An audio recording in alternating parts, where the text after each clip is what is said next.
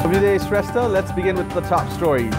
Stark dispute in Nepali Congress regarding appointment of officials. Positions vacant over 2.5 years continue to remain void.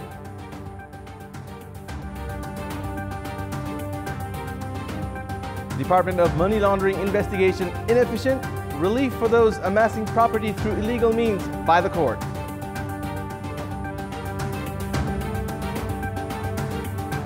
Israeli Prime Minister Benjamin Netanyahu reveals what he says are secret nuclear files proving Iran once covertly pursued nuclear weapons.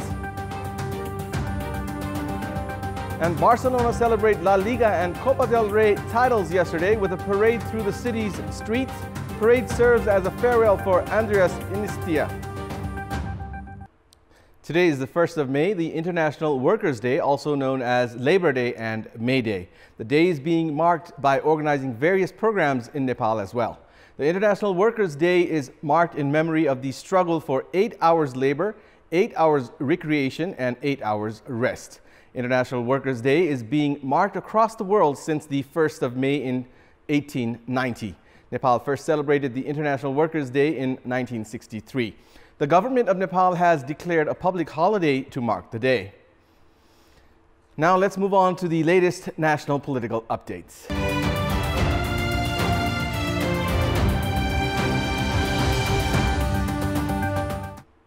Nepali Congress President Sherbahadur Deuba, who had become the party president with assurances of providing new life to the party, is yet to nominate officials even after 2.5 years since its General Assembly. The plan of Deuba to nominate officials immediately after the conclusion of the electoral evaluation meeting has further become complicated because of the strong protest by the opposition faction. According to the Nepali Congress statute, official bearers have to be nominated within two months of the election of the party president. However, dispute that has persisted for over 2.5 years has now further intensified as Deuba is making arbitrary efforts to appoint vice president, general secretary, and joint general secretary. Senior leader Ramchandra Paudel-led faction is claiming for a joint general secretary position, but Deuba is not in favor of providing it. The establishment faction has said that the meeting has been postponed for this Friday as General Secretary Shashank Koirala had requested for some time to forge consensus between the establishment faction and the Paudel faction. According to the Nepali Congress statute, the president's nomination has to be endorsed by the meeting of the central members and officials. However, the nomination has been delayed owing to factional politics and failure in the management of aspirants. The Department of Money Laundering investigation brings those who amass wealth illegally under investigation and files a case at the court if necessary. 8 years since its establishment, the Department of Money Laundering investigation has filed very few cases at the special court. The bench of Special Court Chairman Baburam Regmi, members Ratna Bahadur Bagchand and Narayan Prasad Pokhrel gave Parshuram Basnet a clean cheat in the money laundering case on 8th of April this year. Basnet was accused of amassing over 114 million rupees by illegal means, and the Department of Money Laundering investigation had filed the case at the court 4 years ago. He's the third person with a criminal background to have been given a clean cheat by the court. Before Basnet, Deepak Manange and Chakre Milan, who had criminal background, were also given clean cheats.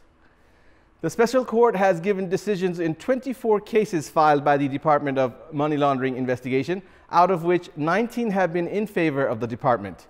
But in the cases of those with criminal background, the court has given clean cheats to all of them. 5 years ago, cases were filed at the court against Ganesh Lama, Parshuram Basnet, Abhishek Giri, Deepak Manange and Chakre Milan, accusing them of amassing wealth legally on the basis of police investigation.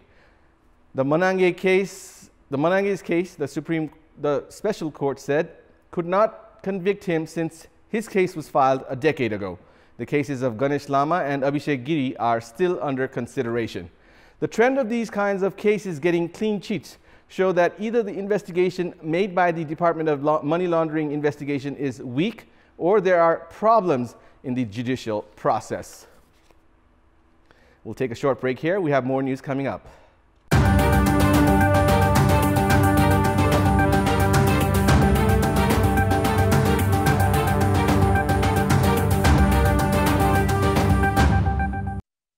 Welcome back. 90% works of the Koteshwar-Kalanki road currently under construction with Chinese aid have been completed. The target is to complete all construction works within the next 3 months. Under the project, a two-way underpass has been carved at Kalanki Chowk. An 800-meter two-way underpass or subtunnel has been carved to reduce the depressing traffic jam at Kalanki. The passway was constructed within a year using Chinese technology for the construction of small tunnels.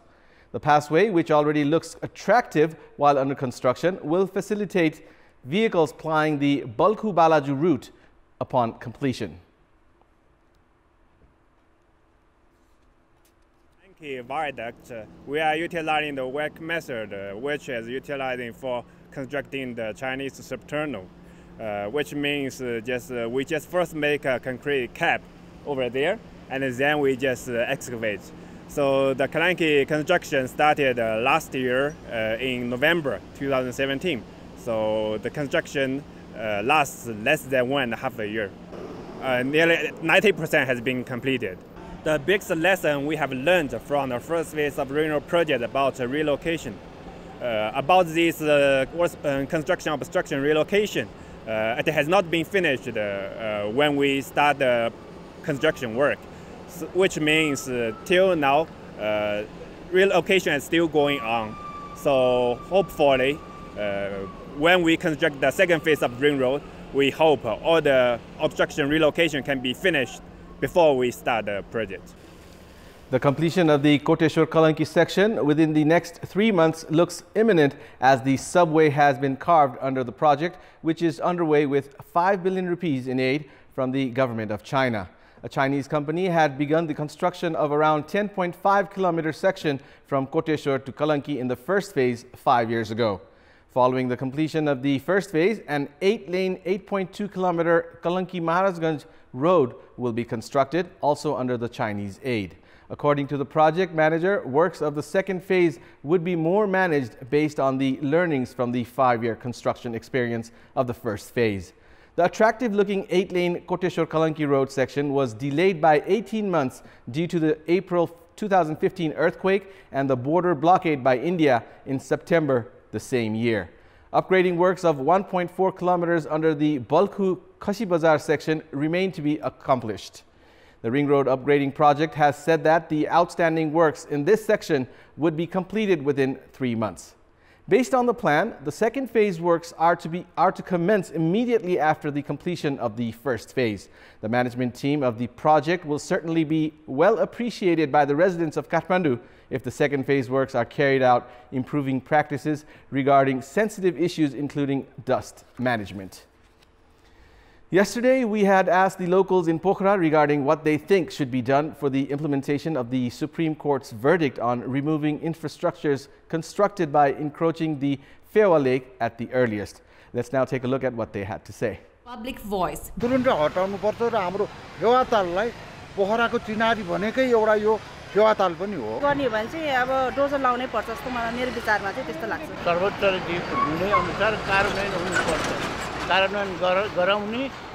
यही कार्य हो यही कार्य सक्दो प्रयास गर्नुपर्छ भत्काउनै पर्छ भन्ने मान्यता राख्छु सरकारले चाहिँ अब त्यो चाहिँ हटाउनै पर्छ दबाब दिनु पर्यो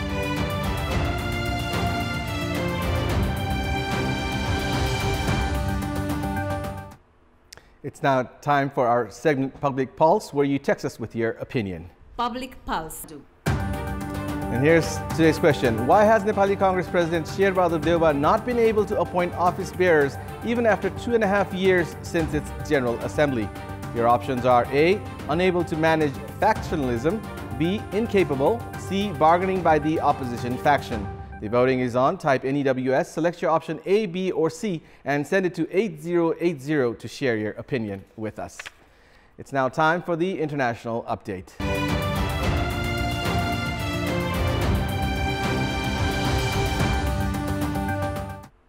Israeli Prime Minister Benjamin Netanyahu has revealed what he says are secret nuclear files proving Iran once covertly pursued nuclear weapons. Netanyahu said thousands of pages of material obtained by Israel showed Iran had deceived the world by denying it had ever sought nuclear weapons. Iran agreed in 2015 to curb its nuclear energy program in return for the lifting of sanctions. It maintained that it had only been pursuing nuclear energy. But Netanyahu accused Iran of conducting a secret weapons program until 2003, codenamed Project Ahmad. He claimed Iran continued to pursue nuclear weapons knowledge after Project Ahmad was shuttered. Netanyahu showed off what he said were exact copies of documents obtained by Israeli intelligence from a secret storage facility in Tehran. He claimed 55,000 pages of evidence and a further 55,000 files on 183 CDs relating to Project Ahmad. Iran pushed back against the claims. Iran's foreign minister accused Netanyahu of a childish stunt to influence U.S. President Donald Trump's decision on whether to remain in a nuclear deal with Iran. The U.S., along with 5 other international powers, struck a deal with Iran in 2015 to curb the country's nuclear program.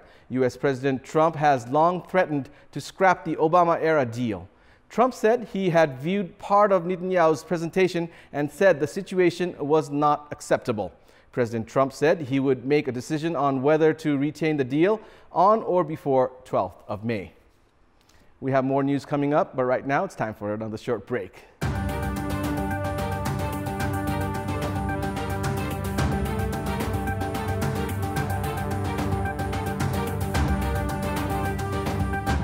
Sports news. Barcelona celebrated La Liga and Copa del Rey titles yesterday with a parade through the city's streets. Players and coaches rode on the top of an open bus, showing off both trophies. The players chanted, saluted fans, and took selfies.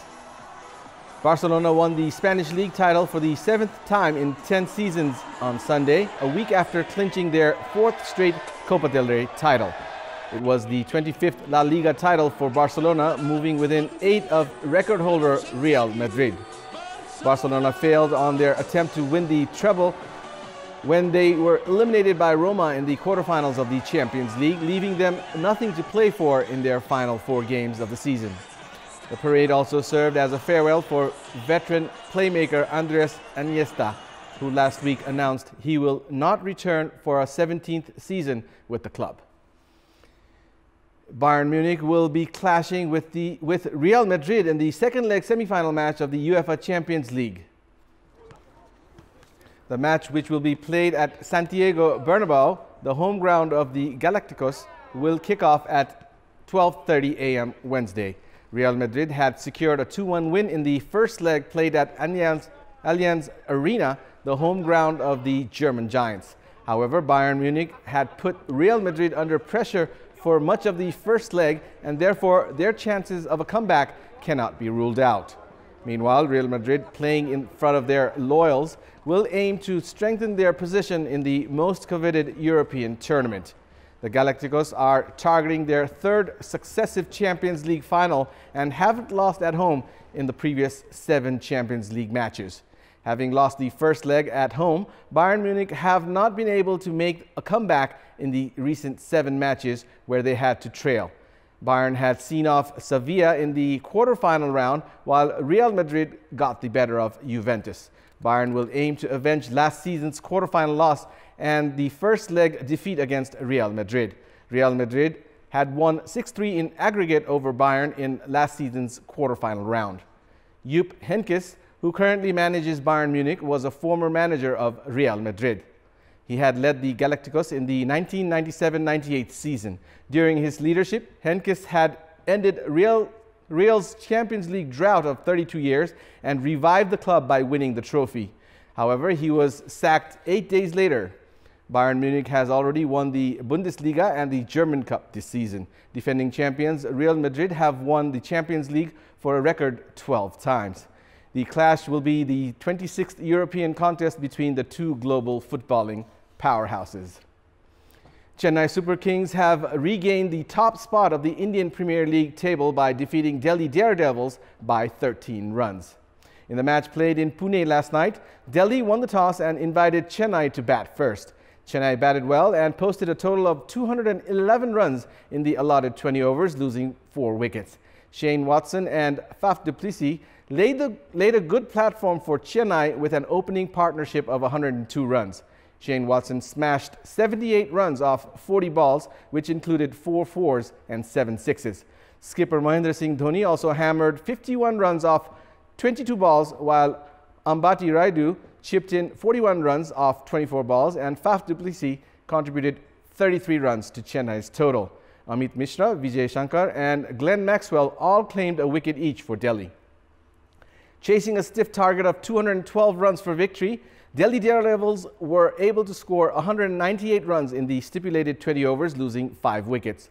Rishabh Pant scored 79 runs off 45 balls, which included 7 fours and 4 sixes. Vijay Shankar remained not out, contributing 54 runs off 31 balls, while Colin Munro chipped in 26 runs off 16 balls in the losing effort.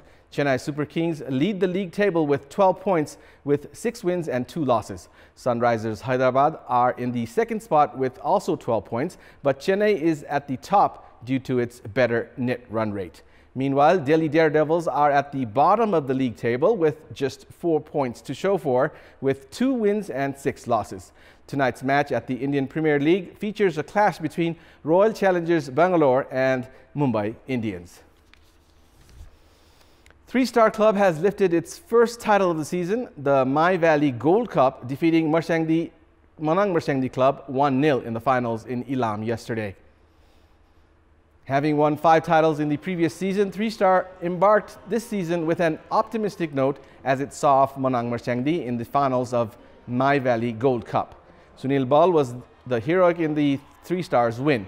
90 minutes of regulation play was very competitive and ended in a goalless draw. Both the sides had good opportunities to score in the regulation time. Three-Star was then dominant in the added 15 minutes of play. Sunil Bal scored an absolute stunner in the 94th minute to provide Three-Star with a 1-0 lead. Manang Marshangdi, which had more national players, could not make a comeback in the match. It was Three-Star's 6th successive win over Manang Marshangdi. Three-Star had secured victories in 5 matches against Manang last year. Players from Three-Star also dominated the individual category awards. The Best Defender award went to Three-Star's Peter, while Sunil Bal of the same team was adjudged the best midfielder. Three-Star's Martins was declared the best striker of the tournament, while the Best Manager award went to Three-Star's Meghraj Kesi. All the award winners received a cash prize of 15,000 rupees. Likewise, the top goal scorer award was shared by 4 players, while the Young Player of the Tournament award went to Darshak Gurung of the home team. Gurung bagged 35,000 rupees in cash prize. Manang Marshangdi captain Biraz Marzan was declared the most valuable player of the tournament and was awarded a scooter. With the title success, Three-Star also bagged 500,000 rupees in cash prize, while runners-up Manang Marshangdi had to settle for 300,000 rupees. The National Sports Council has demanded a budget of 11 billion rupees with the government to organize the 8th National Games, South Asian Games and construction of infrastructures. The council is to host both of these sporting events within a year. The government has set a ceiling of 3.2 billion rupees for the National Sports Council for the next fiscal year. Out of the amount, 10 million rupees has been allocated as administrative expenses and 1.2 billion rupees for the construction of infrastructures. The National Sports Council has said that it would spend the budget in construction of some of the infrastructures required for the 8th National Games and the South Asian Games. In addition to the amount, the Council has requested 8 billion rupees for hosting the South Asian Games. None of the infrastructures have been completed for the South Asian Games yet. The National Sports Council has asked for additional budget to ensure adequate funds for the under-construction infrastructures for the 8th National Games. A total of 2.2 billion rupees were allocated for sports in the current fiscal year. And now, before we wrap up, here's a look at the top stories once again. Stark dispute in Nepali Congress regarding appointment of officials. Positions vacant for over 2.5 years continue to remain void. Department of Money Laundering investigation inefficient, relief for those amassing property through illegal means by the court.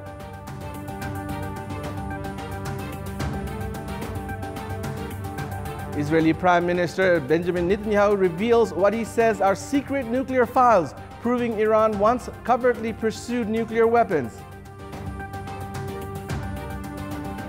And Barcelona celebrate La Liga and Copa del Rey titles yesterday with a parade through the city's streets. Parade serves as a farewell for Andres Iniesta. And those were the top stories. Our next English bulletin will air at 11 a.m. Keep watching Kantipur Television HD for more news and entertainment. Thanks for watching. Goodbye.